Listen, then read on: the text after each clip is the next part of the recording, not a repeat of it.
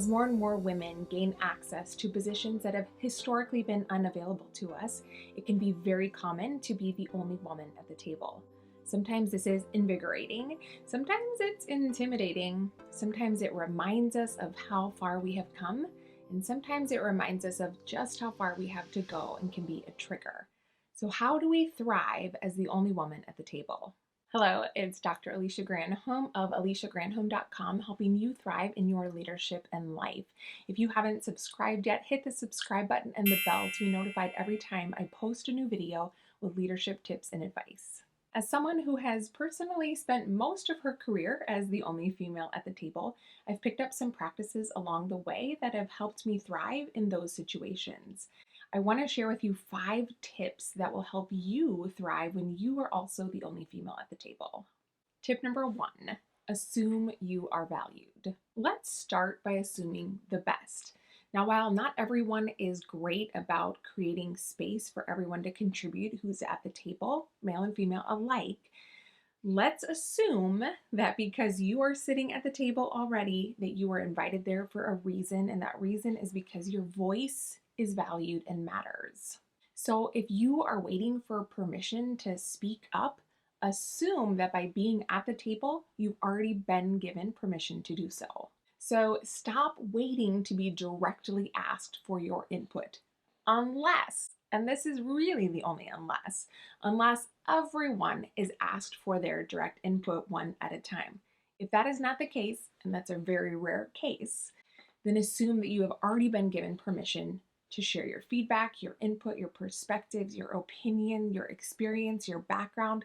That is, after all, why you have been asked to be at that table. So take up your space, lean in, participate, be engaged. Your ideas and input are valued, needed, and appreciated. Now, tip number 2 is to make it known when you don't feel heard. Now, if you find yourself in a situation where you feel like you are doing all the things, you're participating, you're speaking up, you're giving your input, you're giving your perspective, you're offering your opinion, you're offering feedback, and you still feel like you're not being heard or listened to, then you'll likely start to feel like you've been invited to the table, but you haven't been invited to participate. So if this is the case, then start by saying something offline about it. Go to the person directly who invited you to sit around the table and share with them what you're experiencing and how it's making you feel. And first, ask if maybe you're missing something, and then be really straightforward and ask if you actually have a real seat at the table. And if you feel comfortable saying so, mention that even though you have a seat at the table, it doesn't feel like you're valued whatsoever, and that maybe you're there for appearances only. One time I had to have such a conversation with my boss because at the time, the organization that I was working with, the whole organizational culture kind of felt like a good old boys club. There were several of us women in leadership positions, and we all felt the same way about it. The reality was we weren't even invited to the table. So I pointed this out and asked if I was perhaps missing something.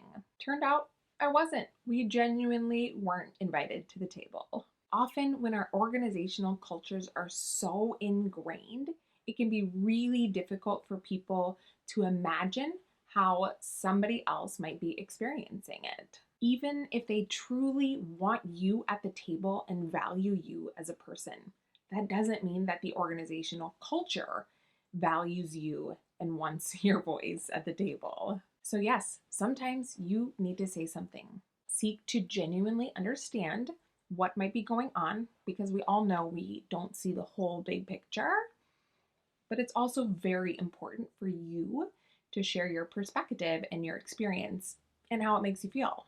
Tip number 3, don't go it alone.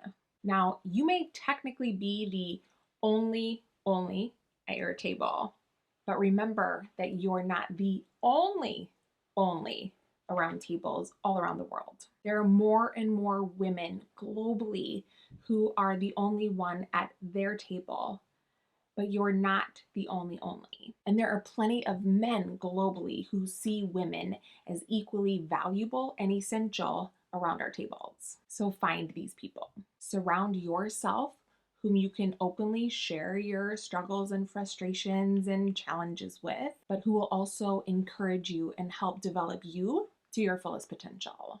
Don't go it alone because you don't have to. So, have you been the only woman at the table before? What was that like for you? Tell me in the comments below and let me know. I'm really curious. I know that not all of our situations and circumstances are identical. There's often a lot of uniqueness and similarities with what we experience when we're the only female around the table. So tip number 4, don't be afraid to make mistakes. Now, studies do show that when you are an only, that you are held to higher standards. So if it feels like that might be the case for you, it's probably true. You are being held to higher standards. Here's the reality though. Focusing on perfection and trying to be perfect is crippling because it's simply an illusion. We can focus on excellence, we can focus on progress, but if we catch ourselves focusing on perfection and trying to be perfect and trying to live up to unreasonable expectations and standards of others, then it's going to cripple us. The truth is that there may simply be some people whose expectations we will never live up to because they're unrealistic. But trying to change them and change their minds might honestly not be worth the effort.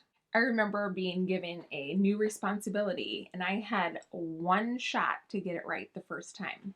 Of course, I didn't know that at the time. And the feedback that I received was that I hadn't gotten it quite right.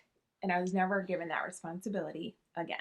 Now, I could have spent a lot of time trying to convince them to let me try it again, or be okay knowing that I was never going to live up to their unrealistic expectations. Which brings me to tip number 5, don't stay stuck.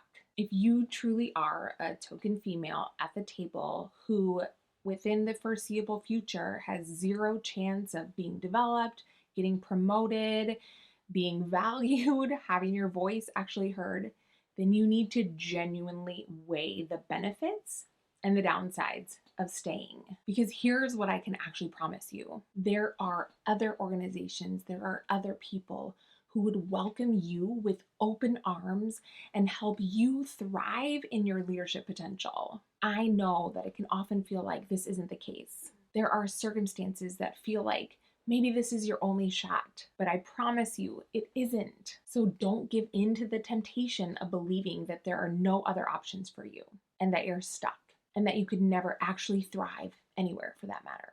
Myself and other women around the globe have left organizations and jobs because being a token female wasn't what we know our true potential to be. You deserve to be at the table. You deserve to be developed in your role. You deserve to have your voice heard and to be valued. So find those tables, lean in, and share everything that you have to offer confidently and boldly. So now that you know my 5 tips for thriving when you're the only woman at the table, how can you continue to invest in your personal development? Weekly, I share leadership tips and advice so that you can thrive in your leadership and life. If you aren't subscribed yet, hit the subscribe button and bell to be notified every time I post a new video. And if you liked this video, hit the like button, comment below, and share it with your friends. I'll see you next time.